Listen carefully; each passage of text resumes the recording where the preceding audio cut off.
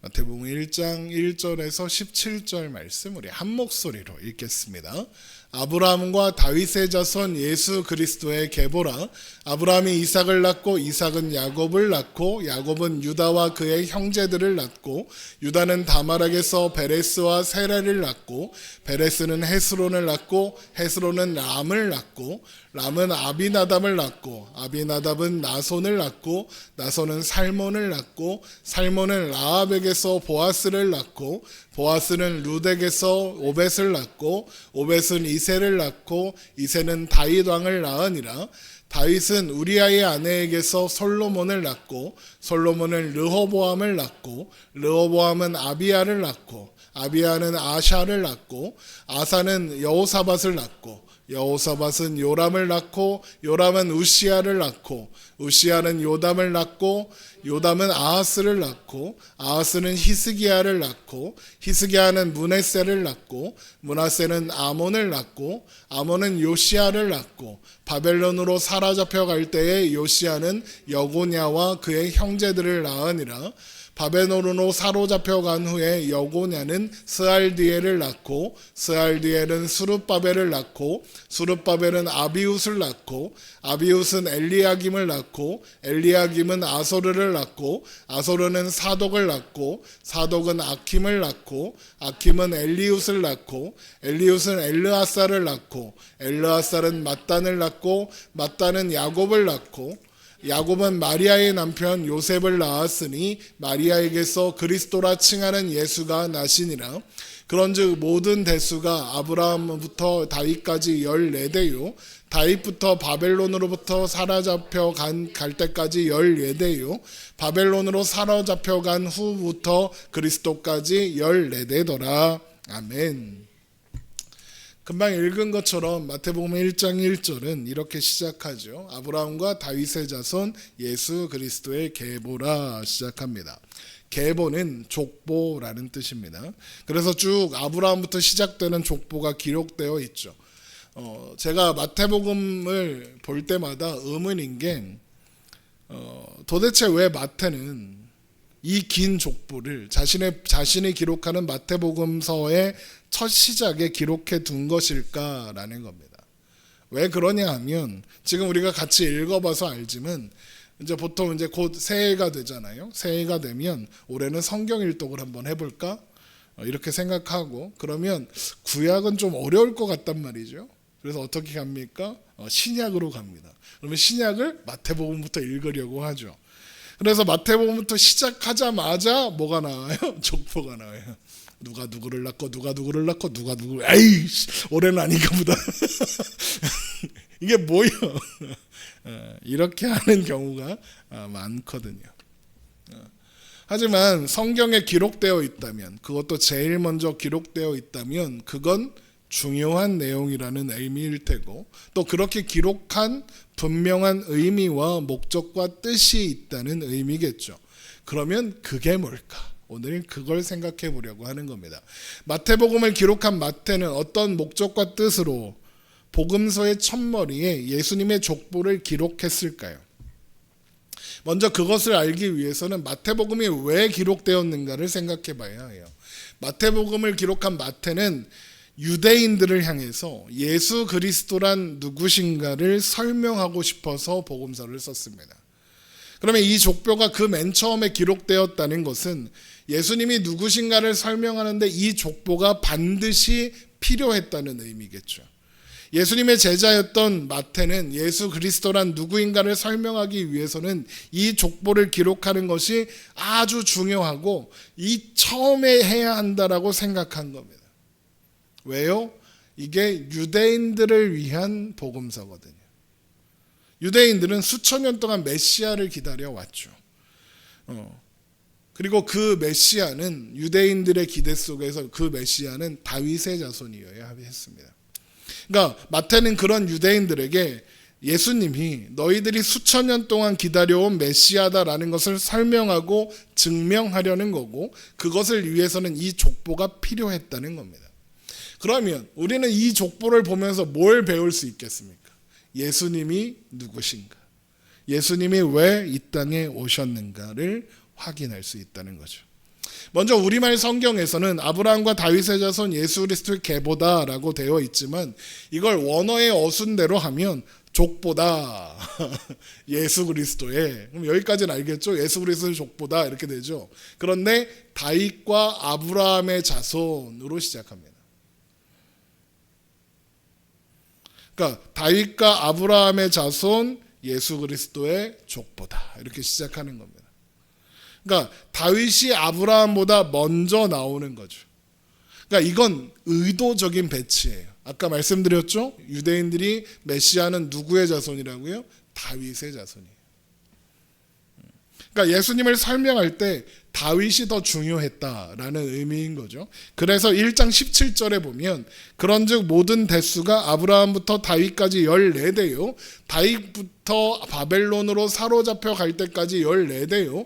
바벨론으로 사로잡혀 간 후부터 그리스도까지 14대더다라고 하는 겁니다. 여기에서 다윗과 함께 뭐가 강조되고 있습니까? 숫자 14가 강조되고 있습니다. 여기에서 중요한 숫자가 14입니다. 이게 왜 중요하냐? 14라는 숫자는 그 자체로 다윗을 의미하기 때문에 그렇습니다. 14가 왜 다윗을 의미하냐? 히브리어에는 숫자가 없어요. 그러니까 구약을 기록한 히브리어에는 숫자가 없어서 어떻게 하냐면 알파벳을 가지고 숫자를 나타냈습니다.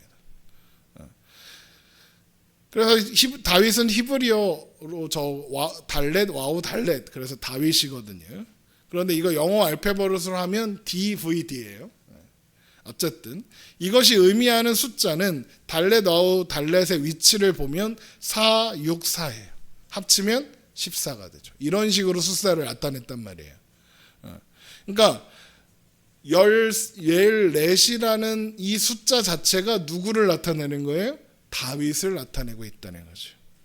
그래서 아브라함부터 다윗까지가 14대요. 다윗부터 바벨론으로 사로잡혀 갈 때까지가 14대요. 바벨론으로 사로잡혀 간 후부터 예수님까지 14대라라고 하면서 숫자 14를 강조하는 건 다윗이라는 이름을 계속 반복하고 강조하고 있다는 의미인 거죠. 그러면 왜 마태는 예수님의 계보에서 다윗을 강조하고 있고 또 예수님을 설명하는 일에 다윗과 아브라함을 대표로서 설명하는 걸까? 그 이유는 이 두 사람, 아브라함과 다윗에게 주신 하나님의 약속 때문에 그래요. 창세기 22장 17절을 봅니다. 내가 내게 큰 복을 주고 내 씨가 크게 번성하여 하늘의 별과 같고 바닷가의 모래 같게 하리니 내 씨가 그 대적의 성문을 차지하리라. 또 창세기 13장입니다. 롯이 아브라함을 떠난 후에 여호와께서 아브라함에게 이르시되 너는 눈을 들어 너 있는 곳에서 북쪽과 남쪽 그리고 동쪽과 서쪽을 바라보라. 보이는 땅을 내가 너와 내 자손에게 주리니 영원히 이르리라. 내가 내 자손이 땅에 티끌 같게 하리니 사람이 땅의 티끌을 능히 셀 수 있을진데 내 자손도 세리라. 하나님은 아브라함에게 내 자손이 하늘의 별과 같고 바닷가의 모래 같게 하겠다라고 약속하셨고 또 방금 말씀하신 것처럼 땅의 티끌같이 많게 하리라 라고 약속하셨습니다. 또 13장 15절에 보이는 땅을 내가 너와 내 자손에게 주리니 영원히 이르리라 라고 하셨습니다. 보세요. 영원히 이르리라입니다. 영원입니다. 그런데 문제가 있습니다. 무슨 문제냐? 아브라함의 후손들, 그러니까 유대인들은 가나안 땅을 한 번도 영원히 차지한 적이 없다는 겁니다. 다윗과 솔로몬 시대 이후로 이 가나안 땅은 분열되었고 늘 외부의 침략에서 벗어나지 못했고 늘 강대국의 지배를 받았습니다. 바벨론에 의해서 아예 빼앗겨서 나라가 망하기도 했었습니다. 그리고 그 이후로도 늘 강대국의 지배를 받아야 했었죠. 그러면 영원히 이르리라 라고 하신 이 약속은 헛소리인 겁니까? 못 이루어지는 겁니까? 아니겠죠. 그럼 뭐겠습니까? 하나님께서 영원히 이르리라라고 주신 이 약속은 단순히 아브라함의 후손들, 이스라엘 사람들을 통해서 이루어지는 약속이 아니라는 걸 알 수 있는 거고 그러면 영원히 이르리라를 이루게 될 아브라함의 자손이 누구인가? 다른 사람이 무언가 있구나라는 걸 눈치채야 하겠죠. 그러면 그 아브라함에게 주신 아브라함 너의 자손이 영원히 이루리라 하신 그 약속을 이룰 분이 누구냐? 뭐 뻔하죠. 예수님이죠. 갈라디아서 3장 15절입니다. 형제들아 내가 사람의 예대로 말하노니 사람의 언약이라도 정한 후에는 아무도 패하거나 더하거나 하지 못하느니라. 이 약속들은 아브라함과 그 자손에게 말씀하신 것인데 여럿을 가리켜 그 자손들이라 하지 아니하시고 오직 한 사람을 가리켜 내 자손이라 하셨으니 곧 그리스도라. 하나님께서 아브라함에게 자손이 번성할 것을 약속하셨는데 너와 내 자손들에게 주겠다라고 안 하고 내 자손이라고 해서 단수로 말씀하셨다는 거예요. 그리고 오직 한 사람을 가리켜 내 자손이라고 하신 그분이 누구다? 예수 그리스도다라는 거죠. 그러니까 갈라디아서 3장 16절은 하나님께서 아브라함에게 주신 복을 이룰 자손은 예수 그리스도고 예수 그리스도를 통하여 아브라함에게 약속하신 모든 일이 이루어진다라는 이야기를 하는 겁니다. 그러니까 예수님을 아브라함의 자손으로 소개하는 이유는 예수님의 혈통이나 예수님의 족보를 설명하려는 게 아니라 아브라함의 후손이기 때문이 아니라 하나님께서 아브라함에게 주신 약속을 이룰 주인공이라서 아브라함의 후손으로 소개한다라는 겁니다. 그러면 다윗은 어떻겠습니까? 마찬가지겠죠. 마태복음 1장의 족보는 예수님이 아브라함의 후손이라거나 또 다윗의 집안이라는 걸 말하라는 게 아니라 아브라함과 다윗을 통해서 예수 그리스도가 누구신가를 보여주기 위해서 존재한다고 했잖아요. 그러면 다윗에게 주신 약속을 이루실 분 예수 그리스도다. 이 이야기를 하려는 거죠. 그러면 다윗에게 주신 약속이 뭐냐? 사무엘하 7장 8절입니다. 그러므로 이제 내 종 다윗에게 이와 같이 말하라. 만군의 여호와께서 이와 같이 말씀하시기를 내가 너를 목장 곧 양을 따르는 데에서 데려다가 내 백성 이스라엘의 주권자로 삼고 내가 가는 모든 곳에서 내가 너와 함께 있어 내 모든 원수를 내 앞에서 멸하였은즉 땅에서 위대한 자들의 이름같이 내 이름을 위대하게 만들어 주리라. 내가 또 내 백성 이스라엘을 위하여 한 곳을 정하여 그를 심고 그를 거주하게 하고 다시 옮기지 못하게 하며 악한 종류로 전과 같이 그들을 해하지 못하게 하여 전에 내가 사사에게 명령하여 내 백성 이스라엘을 다스리던 때와 같지 아니하게 하고 너를 모든 원수에게서 벗어나 편히 쉬게 하리라. 여호와가 또 내게 이르노니 여호와가 너를 위하여 집을 짓고 내 수완이 차서 내 조상들과 함께 누울 때에 내가 내 몸에서 날 내 씨를 내 뒤에 세워 그의 나라를 견고하게 하리라. 그는 내 이름을 위하여 집을 건축할 것이요 나는 그의 나라 왕위를 영원히 견고하게 하리라.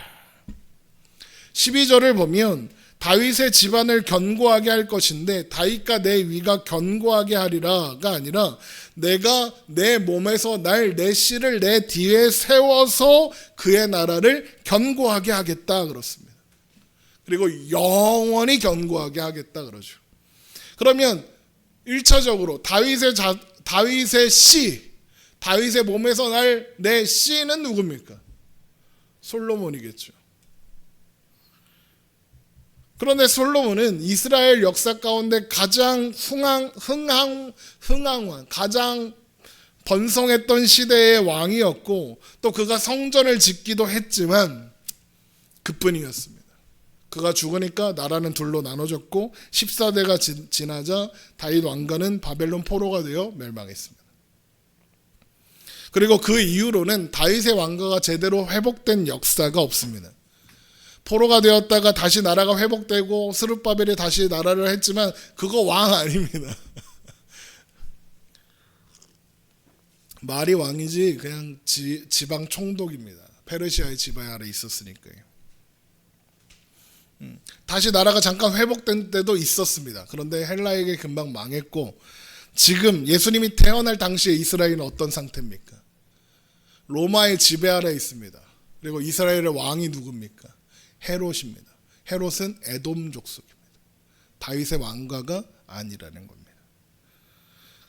그러면 결국 하나님께서 다윗에게 다윗의 위와 나라를 영원히 견고하게 했다 하는 약속을 다윗이 아니라 내 몸에서 날 자식에게 약속하셨다라고 할 때 하나님께서 다윗에게 주신 약속을 성취할 자는 다윗도 아니고 솔로몬도 아니고 그 후대에 나오는 왕들도 아니라는 거겠죠. 그러면 이 약속을 누가 성취하겠습니까? 예수님이죠. 이사야 11장에 그 예언이 되어 있어요.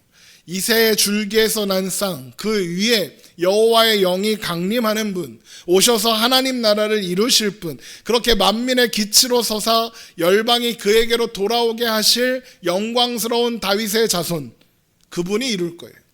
이사야 11장 1절, 이새의 줄기에서 한 싹이 나며 그 뿌리에서 한 가지가 나서 결실할 것이요 그의 위에 여호와의 영 곧 지혜와 총명의 영이요 모략과 재능의 영이요 지식과 여호와를 경외하는 영이 강림하시리니 그가 여호와를 경외함으로 즐거움을 삼을 것이며 그의 눈에 보이는 대로 심판하지 아니하며 그의 귀에 들리는 대로 판단하지 아니하며 공의로 가난한 자를 심판하며 정직으로 세상의 겸손한 자를 판단할 것이며 그의 입에 막대기로 세상을 치며 그의 입술의 기운으로 악인을 죽일 것이며 공의로 그의 허리띠를 삼으며 성실로 그의 몸의 띠를 삼으리라. 그때 이리가 어린 양과 함께 살며 표범이 어린 염소와 함께 누우며 송아지와 어린 사자와 살찐 짐승이 함께 있어 어린아이에게 끌리며 암소와 곰이 함께 먹으며 그것들의 새끼가 함께 엎드리며 사자가 소처럼 풀을 먹을 것이며 젖먹는 아이가 독사의 구멍에서 장난하며 젖된 어린아이가 독사의 굴에 손을 넣을 것이라. 내가 내 거룩한 산 모든 곳에서 해됨도 없고 상함도 없을 것이니 이는 물이 바다를 덮은 같이 여호와를 아는 지식이 세상에 충만할 것임이니라. 그날에 이새의 뿌리에서 한 싹이 나서 만민의 기치로 설 것이요 열방이 그에게로 돌아오리니 그가 거한 곳이 영화로우리다. 사실 이 말씀 가지고도 설교가 여러 편 나올 수 있는데 이 말씀은 다윗에게 주신 약속을 성취할 자로서의 메시아를 예언하는 말씀이에요. 그런데 마태는 이 약속을 이룰 분이 누구라는 겁니까? 예수 그리스도라는 거죠. 그래서 예수님의 탄생 이야기가 기록된 다음에 의도적으로 제일 먼저 여호와의 영, 성령님이 예수님께 강림하시는 이야기가 바로 나오는 거예요. 마태복음 3장 16절. 예수께서 세례를 받으시고 곧 물에서 올라오실새 하늘이 열리고 하나님의 성령이 비둘기같이 내려 자기 위에 임하심을 보시더니 하늘로부터 소리가 있어 말씀하시되 이는 내 사랑하는 아들이요 내 기뻐하는 자라 하시니라.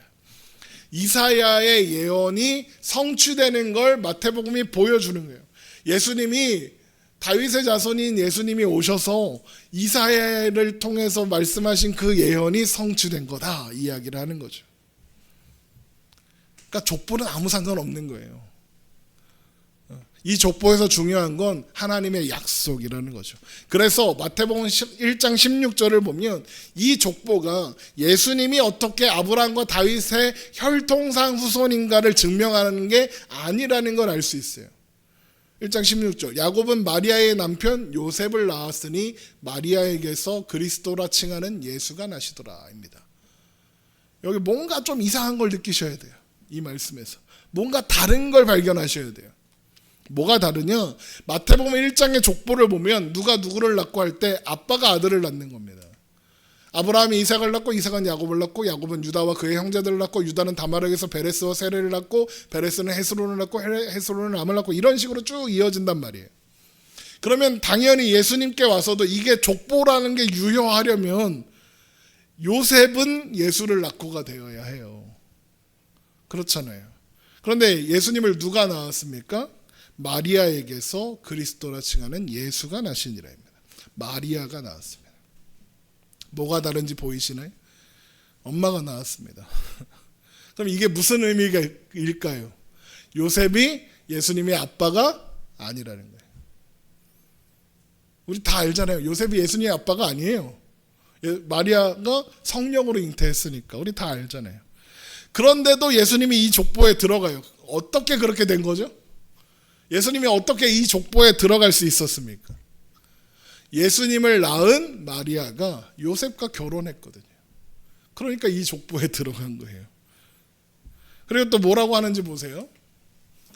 마리아에게서 그리스도라 칭하는 예수가 나시니라. 이게 무슨 말입니까? 마리아가 마리아도 예수님의 엄마가 아니라는 거예요. 마리아는 예수님을 낳았기 때문에 어머니긴 해요.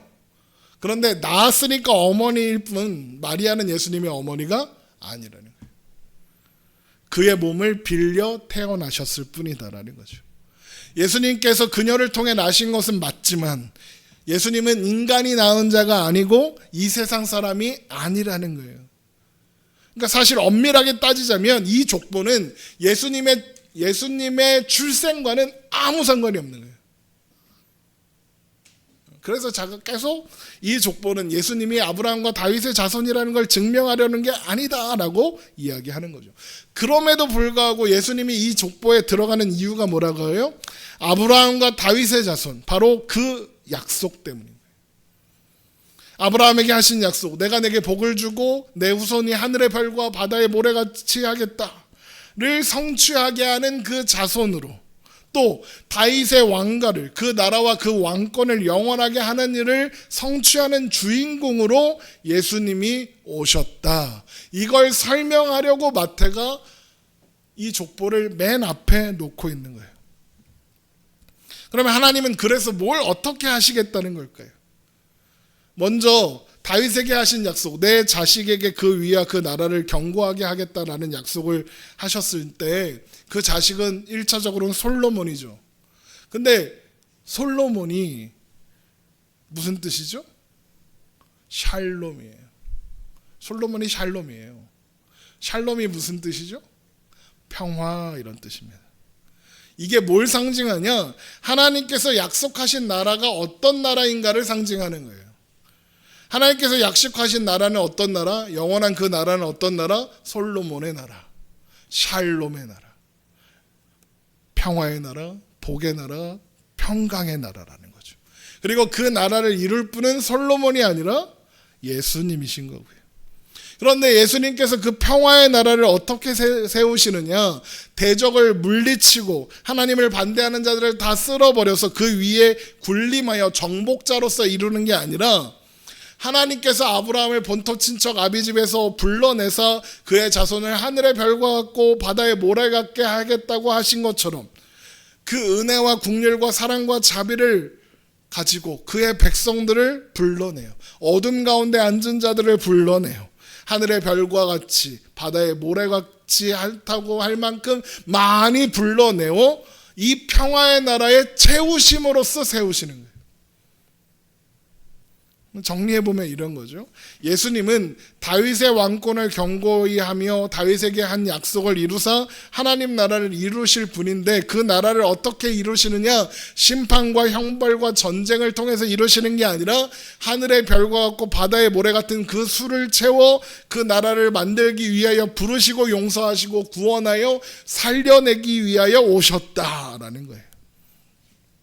그리고 이게 마태복음 1장의 족보를 통해서 마태가 말하고자 하는 예수님은 누구신가에 대한 설명인 거예요. 그리고 이런 설명이 없다면 우리는 복음서를 읽을 필요가 없어요. 성경을 볼 필요가 없고 예수님을 믿을 필요가 없어요. 왜요?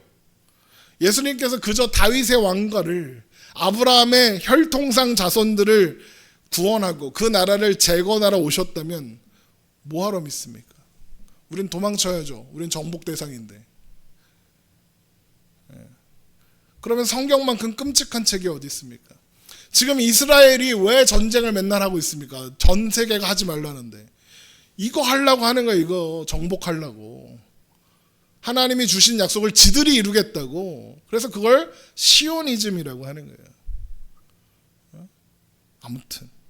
근데 그게 아니라는 거예요, 마태는. 그러나 예수님은 아브라함에게 하신 약속, 너는 복이 될지라 너를 인하여 모든 족속이 복을 얻으리라 하신 이 약속을 이루러 오셨고, 그 방식으로 영원한 나라를 세우실 거예요. 그것을 위해 오신 예수님께서 우리를 불러내서 이 나라를 이루시는 거예요. 바다의 모래 같고 하늘의 별과 같이 많은 사람들을 불러 모으는 거예요. 그게 혈통상 아브라함의 자손이면 세요. 왜 못 세요? 능히 세요. 이스라엘 인구가 지금 몇 명이에요? 세요. 우리나라 인구도 세요. 그런데 하늘의 별과 같고 바다의 모래같이 하려면 전 세계 모든 사람 가운데 복음이 선포되고 그들을 불러 채워야 하늘의 별과 같고 바다의 모래 같은 거잖아요. 그 이야기를 하는 거예요. 그래서 요한복음 3장 16절 하나님이 세상을 이처럼 사랑하사 독생자를 주셨으니 이는 그를 믿는 자마다 멸망하지 않고 영생을 얻게 하려 하심이다 라고 하는 거예요. 이거 다 외우죠. 어렸을 때부터 배우는 말씀이고 다 외운단 말이에요. 그러다 보니까 요한복음 3장 16절만 있어. 3장 17절도 중요해요. 하나님이 그 아들을 세상에 보내신 것은 세상을 심판하려 하심이 아니요 그로 말미암아 세상이 구원을 받게 하려 하심이라. 예수님이 뭘 위해서 오셨다고요? 심판하려 하심이 아니요 구원하러 오셨다. 다윗에게 약속하신 영원한 나라를 이루실 때 심판하고 굴복시키고 멸망시켜서 이루는 게 아니라 구원하시는 것. 그래서 평화의 나라, 복된 나라, 영광의 나라를 세우시는 것. 그게 먼저다라는 거죠. 그래서 예수님께서 마태복음 20장 28절에 인자가 온 것은 섬김을 받으려 함이 아니라 도리어 섬기려 하고 자기 목숨을 많은 사람의 대속물로 주려 함이라 라고 말씀하시는 거예요. 예수님이 왜 오셨다고요? 그분의 목숨을 많은 사람의 대속물로 주기 위해서, 십자가를 지기 위해서 오셨다는 거예요. 그러면 결국 예수님께서 십자가를 지셔야 하는 이유가 뭐라는 거예요? 그 나라를 세우시기 위해서. 그리고 그런 나라를 세우는 일에 우리가 그 나라 백성으로 부름을 받은 거고, 그래서 우리가 구원을 받은 거예요. 그래서 이걸 알고 마태복음을 보면 전혀 다른 이야기들이 많아요. 대표적인 게 뭐냐? 마태복음 맨 마지막에 무슨 말씀이 있냐면 마태복음 28장 18절 예수께서 나와 말씀하여 이르시되 하늘과 땅의 모든 권세를 내게 주셨으니 그러므로 너희는 가서 모든 민족을 제자로 삼아 아버지와 아들과 성령의 이름으로 세례를 베풀고 내가 너희에게 분부한 모든 것을 가르쳐 지키게 하라. 볼지어다 내가 세상 끝날까지 너희와 항상 함께 있으리라 하시니라. 이렇게 하고 마태복음이 끝나요. 보통 이 말씀을 전도의 명령, 전도에 관한 약속으로 이해하고 그렇게 많이 인용해요. 그러니까 전도해라. 모든 족속으로 제자를 삼아라. 그런다고요. 그런데 지금 우리가 오늘 살펴보는 내용대로 이 말씀의 내용의 맥락에서 이 말씀을 보면 전혀 다른 의미가 돼요. 예수님이 뭐 때문에 이런 명령을 내리시는 거예요? 하늘과 땅의 모든 권세를 가지셨으므로 이제 그 권세를 가지고 이 나라를 세우실 것인데 이 나라를 세운 일에 가장 중요한 게 뭐였어요? 그 나라 백성을 불러 채우는 거였잖아요. 그래서 예수님이 뭐라고 해요? 세상 모든 민족을 제자로 삼아 불러 채우라는 거예요. 그 나라를 세우는 일에 가장 중요한 게 그 나라 백성을 채우는 거니까. 그러면 이 말씀을 보면서 이런 내용을 보면서 우리 신자들이 가져야 하는 삶의 가장 중요한 초점이 뭐겠어요? 우리가 이 나라에 들어갔고 이 나라의 백성인데 그 나라는 평화의 나라, 복된 나라, 영광의 나라, 영원한 나라이고 그 나라의 통치자, 그 나라의 완성자 되시는 분이 그 나라의 왕이 되시는 분이 가장 중요하게 여기는 게 뭐예요? 불러 모으는 거라는 거예요. 불러 모으는 거. 그래서 마지막 명령으로 너희는 가서 모든 민족으로 제자를 삼으라고 하시는 거예요. 그래서 마지막 명령으로 예루살렘과 온 유대와 사마리아 땅끝까지 이르러 내 증인이 되라 하시는 거예요. 왜? 그 백성을 불러 모으는 게 그 나라를 세우는데 가장 중요한 일이니까. 또 이걸 아는 게 신자의 가장 중요한 태도인 거예요. 또 예수님께서 다윗에게 약속한 하나님 나라의 영원한 약속, 그 나라를 영원하게 하고 그 일을 견고하게 하시는 이 일을 이루려 하셔서 오셔서 하신 일이 뭐냐? 십자가를 지신 거다. 이걸 아는 거예요. 그러면 이 나라에 소속된 우리는 이걸 알고 있으면 뭘 해야겠어요? 이걸 알아. 이걸 아니까 뭘 해야 돼요? 전도해야 돼, 전도. 전도를 왜 해야 합니까? 왜 전도가 신자의 의무일까요? 왜 복음을 전해야 할까요? 우리가 전도하는데 도움이 됩니까? 도움 하나도 안 돼요. 그런데 하나님은 왜 우리에게 전도를 신자의 의무라고 하실까요? 모든 신자는 예수님이 오셔서 이루신 하나님 나라에 속한 자들이거든요. 그리고 우리가 속한 그 영원한 나라의 목적이 뭐라는 걸 알아요? 하나님이 그 나라를, 하나님의 백성들을 불러내어 채우는 일을 가장 중요하게 여기신다는 걸 알거든요. 그리고 그 일을 위해서 예수님이 십자가를 지셨다는 걸 알고 있거든요. 그래서 전도하는 거예요. 예수님 홍보하고 교회 채우고 이게 중요한 게 아니라 하나님이 그걸 가장 중요한 걸로 역점으로 삼고 있으니까 전도하는 거예요. 대통령이 이 나라에서 가장 중요한 건 이겁니다, 이거 해결하겠습니다, 그러면 온 국민이 거기로 쏠려요. 관심이 쏠려요. 그런 걸 이제 정치 테마주 이렇게 얘기하는데, 주식이 옮기고 뭐 부동산 가격이 난리를 치고 해요. 그 사람이 뭘 말하느냐에 따라서. 마찬가지로 하나님께서 하나님 나라의 목표를 설정하셨어요. 그 나라 백성을 불러 채우시는 것. 그러니까 그 나라 모든 백성들이 전도하러 가는 거예요. 우리는 이 세상과 다른 세상에 속해 있잖아요. 이 세상 통치와 다른 통치 속에 있잖아요. 근데 그건 영원하고 거룩하고 복되고 가장 강력한 큰 통치잖아요. 누가 무엇을 이 나라에 비교할 수 있겠어요? 뭐가 더 좋겠어요? 하나님 나라와 뭘 비교할 수 있겠어요? 그리고 이 나라에 소속된 우리는 내가 하나님께서 아브라함에게 주신 약속 때문에 그 나라의 백성으로 부름받은 것처럼 이 나라에 소속되지 않는 자들에게 찾아가서 이 나라를 하늘의 별과 같고 바다와 모래 같은 하나님의 백성들을 불러 모으기 위해 섬기고 희생하는 삶을 요구받고 있구나라는 걸 아는 거예요. 예수님이 그렇게 하셨으니까요. 그리고 그게 예수님께서 이 땅에 오신 이유인 거예요. 전도하라고 예수님이 그 얘기가 아니라 우리를 불러, 우리도 똑같이 그 자리로 온 게 어떻게 온 거예요? 전도 때문에 온 거잖아요. 예수님이 우리를 불러주셨으니까 온 거잖아요. 그래서 그 나라 백성이 됐잖아요. 그게 우리를 그 나라 백성 되게 하시려고 예수님이 이 땅에 오셨다고요. 그리고 그 이유를 아는 우리는 하늘과 땅의 권세를 가지고 주신 명령을 따라서 주님께서 이 땅에 오신 것처럼 우리도 이 땅을 살면서 이웃들 앞에 존재하고 서고 반응해야 한다는 거예요. 하나님 나라 백성으로 반응하고 보여주고 드러내라는 거예요. 그렇게 복음을 전하라는 거죠. 그래서 예수님이 가서 멱살 잡고 교회로 끌고 와라 이런 말씀 안 하시고 너희는 세상의 빛이다, 너희는 세상의 소금이다 그러는 거예요. 마태복음 5장 13절, 너희는 세상의 소금이니 소금이 만일 그 맛을 잃으면 무엇으로 짜게 하리요? 후에는 아무 쓸데없어 밖에 버려져 사람에게 밟힐 뿐이니라. 너희는 세상의 빛이라. 산 위에 있는 동네가 숨기지 못할 것이요 사람이 등불을 켜서 말 아래 두지 아니하고 등경 위에 두나니 이러므로 집안 모든 사람에게 비치느니라. 이같이 너희 빛이 사람 앞에 비치게 하여 그들로 너희 착한 행실을 보고 하늘에 계신 너희 아버지께 영광을 돌리게 하라 그랬어요. 하나님이 뭐라고 하세요? 너희는 세상의 소금이 되어야 한다 안 하셨어요. 너희는 세상의 빛이 되어야 한다 안 하셨어요. 뭐라고 하세요? 너희는 세상의 소금이다, 너희는 세상의 빛이다 그랬어요. 예수 그리스도가 오심으로 말미암아 부름받은 우리, 그래서 그 나라에 들어간 우리는 이미 그런 존재라는 거예요. 우리의 존재가 그런 존재라고 정의해 주시는 거예요. 너희는 소금이야, 너희는 빛이야. 너희의 영향력으로 너희가 하나님 나라 백성으로 살아서, 그래서 하나님께서 하나님 나라 백성으로 부르시는 자들 앞에 서야 돼. 그러면 그 사람들이 너를 보고 돌아올 거예요.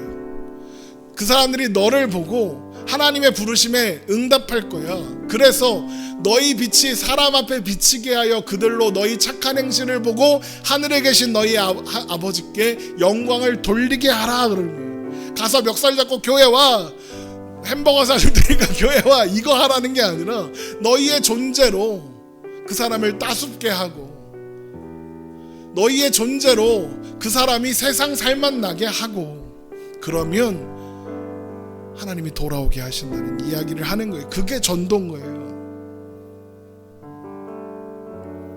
그래서 우리는 세상의 소망이에요. 왜? 우리가 존재함으로 하나님 나라가 드러나고 선포되니까요. 이것이 예수님께서 아브라함과 다윗의 자손으로 오신 분이라고 증거되는 이유입니다.